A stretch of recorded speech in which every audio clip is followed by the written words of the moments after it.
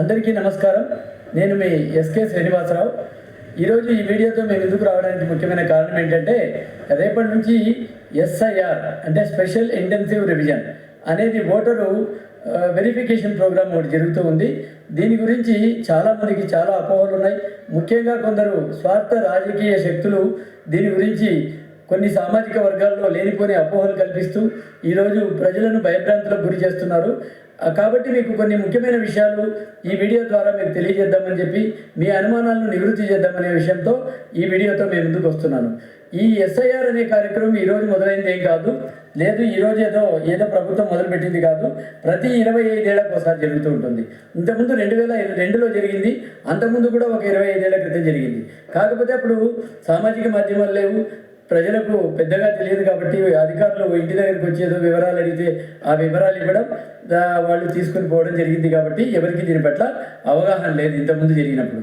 ఇప్పుడు సామాజిక మాధ్యమాల్లో కొన్ని స్వార్థ రాజకీయ శక్తులు కొన్ని సామాజిక వర్గాలను తమ స్వార్థ ప్రయోజనాల కోసం ఆ లేనిపోని అనుమానాన్ని క్రియేట్ చేస్తూ మీ ఓట్లు వెళ్ళిపోతాయని, లేకపోతే మిమ్మల్ని ఊళ్ళో వదిలి పంపిస్తారని లేనిపోని అనుమానాలు ఇలా క్రియేట్ చేస్తున్నారు.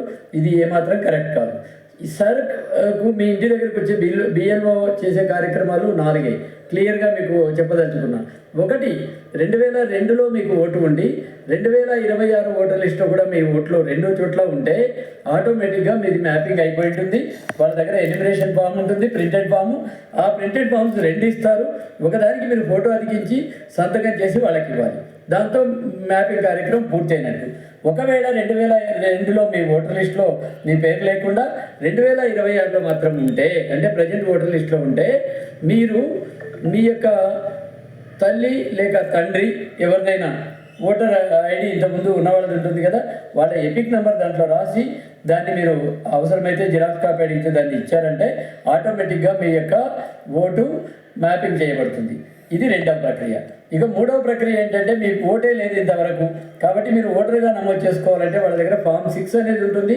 ఆ ఫామ్ 6ను మీరు ఫిలప్ చేసి ఇచ్చి, ఆ ఫామ్ 6తో పాటు మీరు అక్కడ ఉంటున్నట్టు ఒక ఆధార్ కార్డు కానీ, పాన్ కార్డు కానీ, ఓటర్ ఇది లేదా డ్రైవింగ్ లైసెన్స్లో ఏదైనా ప్రభుత్వం ఆమోదించినటువంటి 12 రకాల అడ్రస్ ప్రూఫ్లు ఉన్నాయి.